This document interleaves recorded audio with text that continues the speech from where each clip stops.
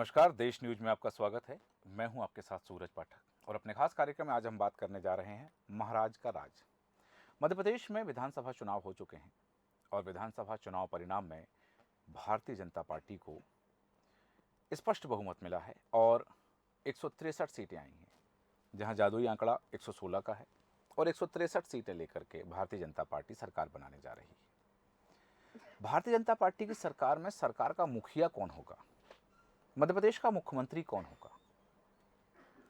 मध्य प्रदेश के मुख्यमंत्री को लेकर के भोपाल से लेकर दिल्ली तक मंथन चल रहा है, हलचल चल रही है। केंद्रीय नेतृत्व पर सबकी निगाहें टिकी हुई हैं कि केंद्रीय नेतृत्व क्या करने वाला है, केंद्रीय नेतृत्व क्या करने वाला है, केंद्रीय नेतृत्व किस स्थिति के लिए जिम्मेदार होगा, केंद्रीय नेतृत्व किस चेहरे को सामने लेकर के आने वाला है और केंद्रीय नेतृत्व किसका नाम घोषणा करेगा।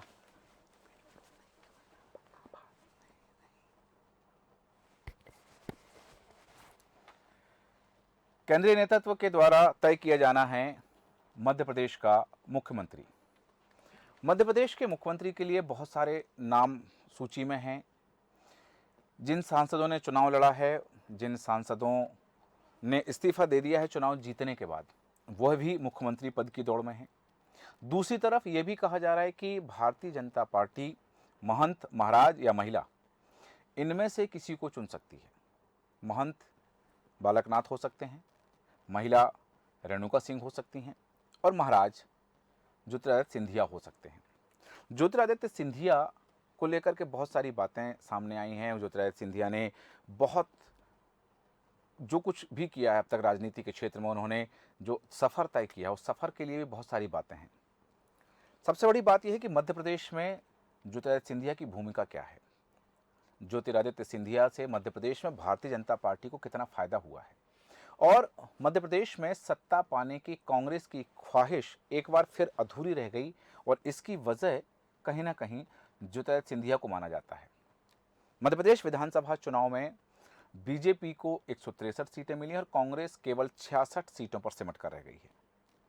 बात करें ग्वालियर चंबल संभाग की तो 34 सीटों में से 16 सीटें जीतने में कांग्रेस इस बार सफल जरूर रही है, लेकिन कांग्रेस को 2018 के विधानसभा चुनाव में इन्हीं 34 सीटों में से 26 सीटें मिली थी और 26 सीटों पर कांग्रेस जीती थी 2018 में। यानी इस बार कांग्रेस को ग्वालियर चंबल संभाग में 10 सीटों का नुकसान हुआ है।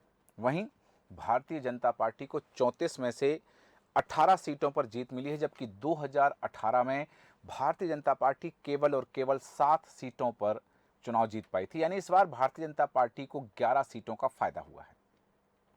कांग्रेस मध्य प्रदेश में पहली बार बिना सिंधिया परिवार के चुनाव मैदान में उतरी है। इस बार सिंधिया परिवार का कोई प्रत्याशी जिसका सरनेम सिंधिया हो वो नहीं था। 2020 में ज्योतिरादित्य सिंधिया के भारतीय जनता पार्टी में चले जाने से कांग्रेस की कमलनाथ सरकार मध्य प्रदेश में गिर गई थी। उसके बाद से ज्योतिरादित्य सिंधिया भारतीय जनता पार्टी के नेता कहे जाने लगे। ज्योतिरादित्य सिंधिया की मदद से तब मध्य प्रदेश में शिवराज सिंह चौहान सत्ता में लौटे थे और सिंधिया को केंद्र में सिविल एविएशन मंत्रालय मिला था। ग्वालियर चंबल संभाग में भारतीय जनता पार्टी और कांग्रेस के लिए माना जाता है कि 2018 में इस संभाग में कांग्रेस की जीत की एक वजह सिंधिया भी थे। सिंधिया उस समय कांग्रेस में थे, तब भी इस क्षेत्र में कांग्रेस की सीटें 2018 के नतीजों से कम रह चुकी थी। 2013 के विधानसभा चुनाव में इस संभाग में कांग्रेस को 12 सीटों पर जीत मिली थी और 2008 के विधानसभा चुनाव में कांग्रेस इस संभाग में 13 सीटें लेकर आई थी। वहीं भारतीय जनता पार्टी को 2013 में ग्वालियर चंबल संभाग की 20 सीटें मिली थी। 2008 में भारतीय जनता पार्टी इस क्षेत्र में 16 सीटें जीत पाई थी और भारतीय जनता पार्टी को ये सीटें तब मिली थीं जब इस संभाग का अहम चेहरा माने जाने वाले ज्योतिरादित्य सिंधिया कांग्रेस में थे। अब जब सिंधिया भारतीय जनता पार्टी में है तब पार्टी इस संभाग में 18 सीटें जीत पाई है। मध्य प्रदेश में भारतीय जनता पार्टी को 48.55 और कांग्रेस को 40.40 और बसपा को 3.40% वोट मिले। इन 34 सीटों में से 20 सीटों पर बहुजन समाज पार्टी तीसरे नंबर पर रही है।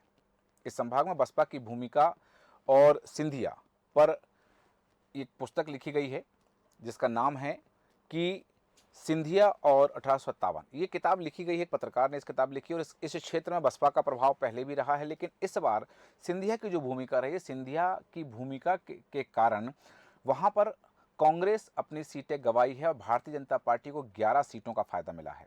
और ये फायदा भारतीय जनता पार्टी को सीधा मिला है, तो भारतीय जनता पार्टी को जब फायदा मिला है तो इसका सिंधिया को क्या फायदा मिलने वाला है? कांग्रेस की ख्वाहिश अधूरी रह गई सत्ता में वापसी करने की, तो उसकी वजह कहीं ना कहीं सिंधिया भी माने जा रहे हैं, क्योंकि ग्वालियर चंबल संभाग में सिंधिया परिवार का वर्चस्व है।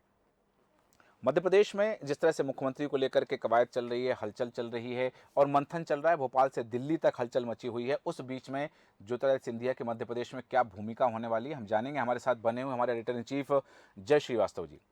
जय श्रीवास्तव जी, जैसा कि हम बात कर रहे हैं कि मध्य प्रदेश में सिंधिया की भूमिका, और अब बात ये भी आ रही कि क्या महाराज को राज मिलेगा, महाराज फिर एक बार ताज पहनेंगे, क्योंकि ये बात रही है कांग्रेस से उनके जाने की वजह भी शायद ये भी बताई गई थी, कहीं ना कहीं सियासी गलियारों में चर्चा रही है कि यदि मध्य प्रदेश में उनको कमलनाथ की जगह मुख्यमंत्री बना दिया जाता तो शायद सरकार नहीं गिरती। लेकिन अब भारतीय जनता पार्टी के नेता हैं, महाराज कहे जाते थे, अब भाई साहब कहे जाते हैं, लेकिन कद उनका बढ़ा है। मध्य प्रदेश की राजनीति में, मध्य प्रदेश की सियासत में और नेताओं में उनका कद बढ़ा है, तो उनके इस कद को क्या भारतीय जनता और बढ़ा सकती है? बिल्कुल, जो समीकरण बन रहा है उससे ऐसा लग रहा है कि ज्योतिरादित्य सिंधिया मुख्यमंत्री यहाँ बन सकते हैं। मैं संपूर्ण जानकारी आपको देना चाहूंगा जी। कि सिंधिया परिवार को पूरे देश में बिल्कुल नेगलेक्ट नहीं किया जा सकता है। इसके कारण ये है कि चाहे वो राजस्थान हो, चाहे वो गुजरात हो, चाहे मध्य प्रदेश हो, चाहे महाराष्ट्र हो, सिंधिया परिवार कहीं ना कहीं कनेक्शन और पॉलिटिकल कनेक्शन रहा है। ऐसी स्थिति में जैसे कि आपको याद होगा कि राजमाता सिंधिया ने बड़ी मेहनत करी थी। कड़ी मेहनत के बाद मध्य प्रदेश में भारतीय जनता पार्टी को यहाँ पर वर्चस्व मिलने लगा था। जी। उसके बाद जो माधवराव सिंधिया है वो कांग्रेस के नेता रहे। उसके बाद उनके जो दोनों सुपुत्री हैं, चाहे वो वसुंधरा राजे सिंधिया हो या यशोधरा राजे सिंधिया हो, ये दोनों भारतीय जनता पार्टी के प्रमुख नेताओं में रहे हैं। और राजस्थान है, राजस्थान में मुख्यमंत्री के रूप में वो एक तरफ वर्चस्व कायम करके अभी भी जो है वहां पर बैठी हुई है। और आज भी लग रहा है कि पूरा प्रेशर पॉलिटिक्स में वसुंधरा राजे सिंधिया ने यदि कोई कदम उठा लिया तो शायद भारतीय जनता पार्टी को कुछ ना कुछ नुकसान हो सकता है। तो ऐसे स्थिति में ये जो एंगल है कि सिंधिया तो रखना है, कहां पर रखना है? हाँ। राजस्थान में या मध्य प्रदेश में? जी। यदि मान के चलिए कि सिंधिया को वहां पर ना बिठाते हुए किसी नया व्यक्ति को वहां पर बिठाया जाता है जी, तो निश्चित रूप से मध्य प्रदेश में सिंधिया जी को जो है यहाँ बिठाना पड़ेगा। दूसरी बात जो एक एंगल बन रहा है जी, कि महाराजा और वहाँ महिला और वहाँ पे जो है महारानी, राजस्थान में जो है जो दिया कुमारी है उनका भी नाम वहाँ चल रहा है जी। किसी भी कारण से यदि वसुंधरा राजे सिंधिया को वहाँ पर नहीं बनाया जाता है तो निश्चित रूप से मध्य प्रदेश में ज्योतिरादित्य सिंधिया का नाम आएगा। एक क्षमा चाहूंगा, आपकी बात काट रहा हूँ। आपने कहा कि महाराज, महारानी और महिला, एक समीकरण क्या संभावना है कि महंत महाराज और महिला? बिल्कुल हो सकता है कि महंत महाराज और महिला हो सकता है। राजस्थान में महंत को दिया जा सकता है, मध्य प्रदेश महाराज को दिया जा सकता है और छत्तीसगढ़ के महिला को दिया जा सकता है। इसके मतलब यही है कि महंत जो है वो बालक दास है, महाराज जो है ज्योतिरादित्य सिंधिया है और महिला जो है वो रेणुका सिंह है।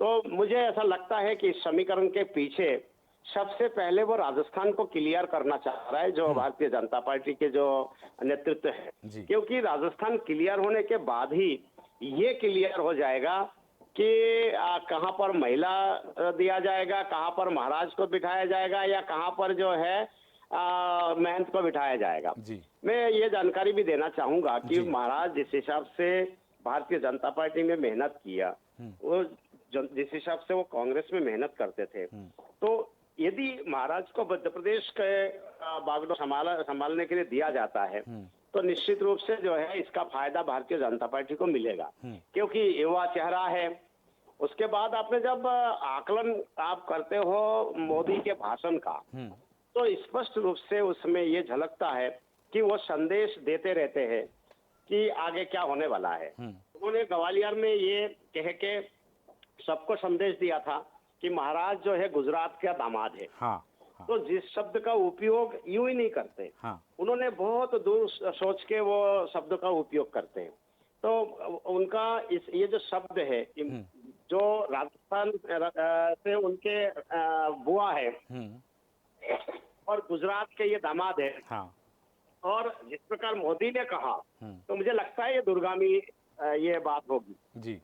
बिल्कुल सही कहा आपने कि ये दूरगामी बात हो सकती है और यदि प्रधानमंत्री नरेंद्र मोदी मंच से कोई संबोधन दे रहे हैं तो उस संबोधन के कई आशय हो सकते हैं और वो उनके जो संबोधन होते हैं उनके संबोधन के शब्दों से सियासी गलियारों में चर्चा तो बढ़ ही जाती है। यहाँ एक बात जरूर है, भारतीय जनता पार्टी 163 सीटें लेकर सरकार बनाने जा रही है। हालांकि मुख्यमंत्री को लेकर के बातें चल रही हैं, जैसा प्रारंभ में हमने भी चर्चा शुरू की कि सिंधिया को बड़ी जिम्मेदारी दी जा सकती है। यहाँ एक बात ये जरूर है कि ग्वालियर चंबल संभाग में यदि हम देखें 34 सीटें, तो 34 सीटें में से कांग्रेस को जहां पिछली बार 26 सीटें मिली थी, वहीं कांग्रेस इस बार 16 सीटों पर सिमट गई। 11 सीटों का फायदा भारतीय जनता पार्टी को हुआ है, तो इसका पूरा श्रेय सिंधिया को जाता है।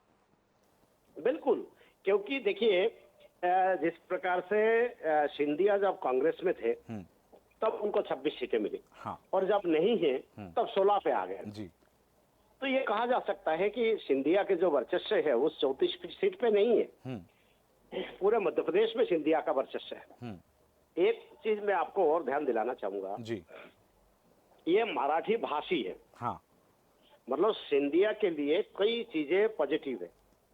एक तो वो युवा है, हाँ, दूसरी बात वो मेहनती है, हाँ, तीसरी बात उनको कोई पैसे की कमी नहीं है कि वो कोई भ्रष्टाचार करेंगे, क्योंकि बड़े बड़े पद उनको मिला है और आज तक कोई भ्रष्टाचार का जो है आरोप उनके ऊपर नहीं लग पाया। जी, तीसरा यही है कि गुजरात का दामाद है, तो मराठी भाषी होना, पिछड़ा वर्ग से आते हैं ये। हाँ, जब पूरे देश में एक पिछड़ा वर्ग को लेके एक माहौल क्रिएट किया गया है कि ये जो भी पिछड़ा वर्ग के हैं उनको बड़े पदों पे रखा जा सकता है। जी, शिवराज सिंह पिछड़ा वर्ग से आते हैं, उनको यदि हटा के कोई दूसरे वर्ग को लेके मुख्यमंत्री बनाते हैं तो निश्चित रूप से कुछ ना कुछ दिक्कत आ सकती है भारतीय जनता पार्टी को, क्योंकि पिछड़ा वर्ग के नाराजगी झेलनी पड़ सकती है। हाँ, लेकिन यदि ज्योतिरादित्य सिंधिया को बनाया जाता है तो ये पिछड़ा वर्ग के होने के नाते जी, जो पिछड़ा वर्ग की जो नाराजगी है वो नहीं होगी। 2 डिप्टी सीएम दे के बाकी समाज को भी जोड़ा जा सकता है। जी, अभी जो दिल्ली में सारे बड़े नेताओं को बुला के रखा है, उसके पीछे ये हो सकता है कि उन नेताओं को समझाने की कोशिश की जा रही है कि भाई हम जिसका भी नाम लेंगे आपको वो मानना होगा। तो मुझे ये लग रहा है कि अगर शिवराज को करना होता हाँ, तो अभी तक वो घोषित कर चुके होते। जी, बिल्कुल, मुझे लग रहा है कि वसुंधरा राजे सिंधिया, हाँ, शिवराज सिंह चौहान हाँ, और रमन सिंह, जी, ये तीनों में से कोई भी मुख्यमंत्री नहीं होगा। जी, लगता है कि मध्य प्रदेश में सिंधिया जी के जो कार्यशैली है जी, वो बहुत ही सराहनीय है। मोदी और शाह के पसंदीदा है, क्योंकि मोदी जी जिस प्रकार से सिंधिया को लेके चले, जी, कई बार पीठ पे हाथ फेरा उनके, हाँ, शाह इनके घर तक चल के आए, जी, तो ये सारे सिम्टम्स ये दिखाता है कि सिंधिया के वर्चस्व पार्टी में तो है ही। और नागपुर में भी जो है मराठी भाषियों को ज्यादा तवज्जो दी जाती है, वो सर्वमान्य है, सभी सर्वविदित है। जी, तो ये सारे चीजों को देखा जाए तो मुझे लगता है कि सिंधिया जी के इस बार जो है भाग्य चमकने वाला है। जी, सिंधिया जी का भाग्य चमकने वाला है और उनकी कुंडली में जो राजयोग है वह हो सकता है कि प्रबल हो जाए और वो सत्ता पर आरूढ़ हो जाए और महाराज को राज मिल जाए। लेकिन यहाँ सबसे बड़ा सवाल ये है कि जिस तरह से कांग्रेस ने चुनाव प्रचार में एक बात को प्रचारित करने की कोशिश की कि नाराज भाजपा, शिवराज भाजपा और महाराज भाजपा, तो यहाँ हमने एक चीज़ और देखी है कि मध्य प्रदेश के विधानसभा चुनाव में सिंधिया समर्थक 19 प्रत्याशी मैदान में थे, जिसमें से 9 चुनाव हार गए हैं। तो ये जो समीकरण है ये भारतीय जनता पार्टी के लिए कितने मुफीद हो सकते हैं, क्योंकि लोकसभा चुनाव बिल्कुल सामने है। देखिए, मैं ये बताना चाहूंगा, जिस क्षेत्र से उनके समर्थकों को लड़ाया गया था जी, वहां तो एक भी सीट लाना बहुत कठिन हो रहा था वहां। हाँ, ऐसे स्थिति में यदि 10 सीटें जीत गए जी, तो मुझे लगता है कि महाराज का प्रभाव वहां पर दिखा। हम्म, और बाकी जो है जितने भी वहां पर नेता है, केवल आप वहां महाराज को क्यों काउंट कर रहे हो? हम्म, उस क्षेत्र में वो बड़े बड़े नेता है, जी, उसके बाद भी नो हारना हाँ, ये दर्शाता है कि वो क्षेत्र में जो है वो खतरनाक ढंग से एंटी इनकन्वेंसी वहां पर है। जी, बावजूद 10 सीट लिया ना, हाँ, अपने आप में बड़ी बात है और सिंधिया जी के लिए ये बहुत ही मतलब पॉजिटिव बात है। जी, मैं और एक चीज बताना चाहूंगा जी। कि पिछड़ा वर्ग के साथ साथ हम्म, कांग्रेस में रहते हुए महाराज ने पूरे मध्य प्रदेश का दौरा किया, हाँ, और ऐसा कोई जिला, ऐसा कोई तहसील नहीं है जहां ज्योतिरादित्य तो सिंधिया को पहचान बनाने की आवश्यकता पड़ेगी। हाँ, बिल्कुल, ऑलरेडी उनकी एक टीम निम्न स्तर पे जो है, मतलब ग्रामीण क्षेत्र तक जो है उनका टीम ऑलरेडी है।